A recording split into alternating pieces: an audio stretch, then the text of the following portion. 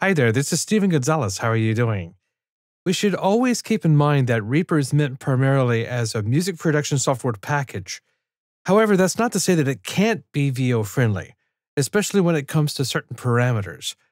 And so we'll be covering global project settings. That's what's next on Reaper for Voice Talent.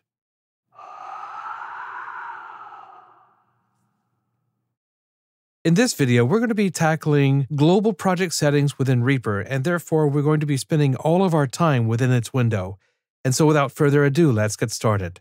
Okay, so here we are on Reaper, and we can get to global project settings in one of two ways. We can either go File and Project Settings, or we can go Alt-Enter. Either way, we're greeted with this window. Now there are 5 tabs here, and 2 of which we're going to be covering in coursework and skipping for now. So let's go with Project Settings tab first under Project Sample Rate. Now there are 2 schools of thought here. We can say whatever we hand in to the client, that's what sample rate we want to record in. Or it's okay to go a step or 2 higher than what we're turning in to the client. For example, if we're going to be turning in 44.1, the first school of thought says we should record in 44.1. However, the second school of thought says it's okay to do 48 or 96. And some people say record in 96 either way. For the purposes of this series, let's say that we're both recording and handing in a project at 48K. And now project BPM and time signature. Recall that I showed you these 2 parameters within the major parts video, and I said that they were tweakable to be much more user-friendly for voice talent. Well, here is where you tweak them. Project BPM is beats per minute, and at 120, this means that a beat's going to happen every half second. In other words, 2 beats per second. We want to change beats and measures to equaling 1 second. And to do that, we do 60. So now 60 beats per minute, 1 beat is equal to 1 second. Time signature, how many beats per measure? Right now, this top 4 says there are 4 beats per measure. In other words, each measure, if a beat is a second, is 4 seconds. We want to change this top 4 to a 1. Now, 1 measure equals 1 beat, which is what this one means. And 1 beat is equal to 1 second because of the BPM. Therefore, 1 measure, which is the way that Reaper thinks, is equal to 1 second the way that we think. Speaking of time bases, unless you're producing music, really, you're not really interested in beats. Let's talk about time instead. And that takes care of the Project Settings tab. And now let's talk about media. Path to save media files. What exactly is a media file? It's the WAV file and its repeats file. A WAV file is generated in one of a few ways within Reaper, either by recording, by gluing, by stemming, or by freezing. Whenever Reaper needs to display that WAV file, it needs to generate what's known as a repeats file. What Reaper is asking in this parameter is the repeat and the WAV file. Where do you want me to put them? This is all about file organization. In the next video, we're going to be talking about project directories. Let's just say that a project has its own directory. If we keep it blank, then the WAV file and the repeats file is going to be stored in the project directory itself, along with the control file, which is known as the .rpp file. This is OK file organization. We can do something like this. Every single project that we do, all of the WAV files and their repeats files is saved on C drive under a central directory called raw audio. I cannot think of a worse nightmarish file organization schema.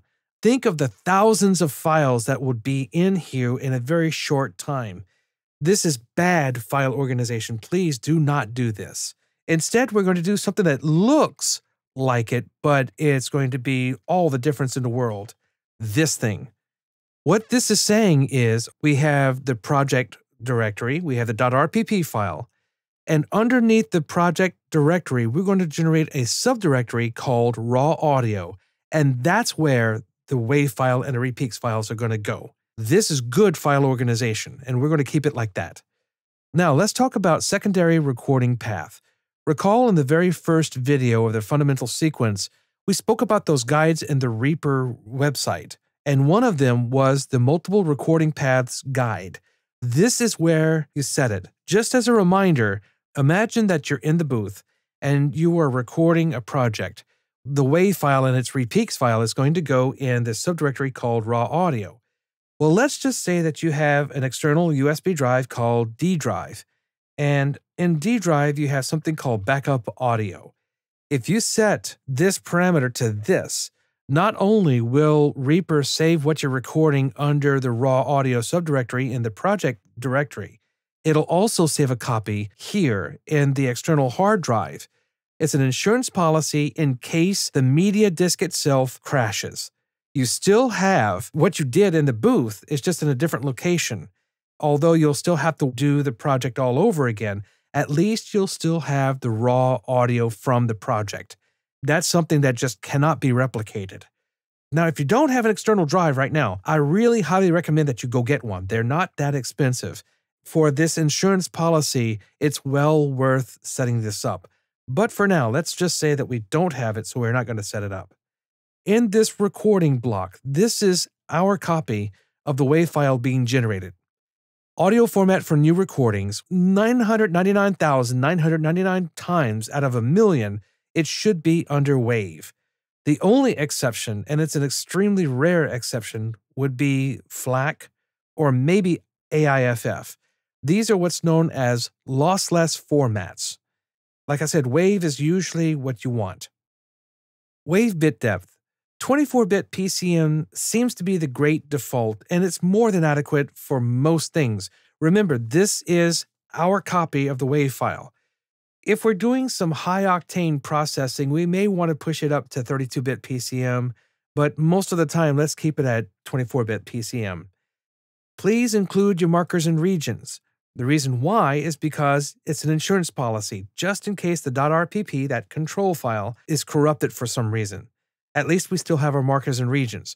You might have noticed in the dropdown, by the way, of the bit depth, you saw 8-bit MuLaw. We're going to be coming back to that in just a second. Default format for rendering projects and regions. Right now it's not set. However, once you set it, you cannot unset it unless you delete the Reaper profile. Now there are two defaults that we can talk about, either WAV or MP3. So let's push this button and see what happens. Okay, we're talking about WAV now, and this is the client's version of the WAV file. The vast majority of what we do, 24-bit PCM is perfectly fine.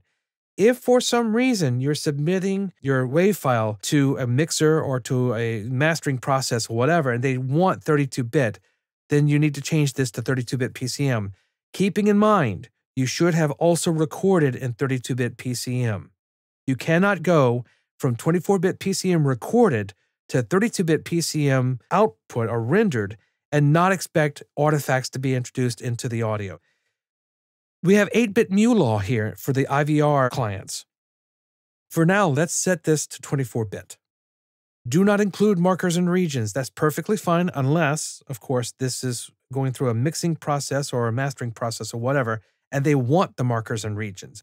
Now let's talk about MP3.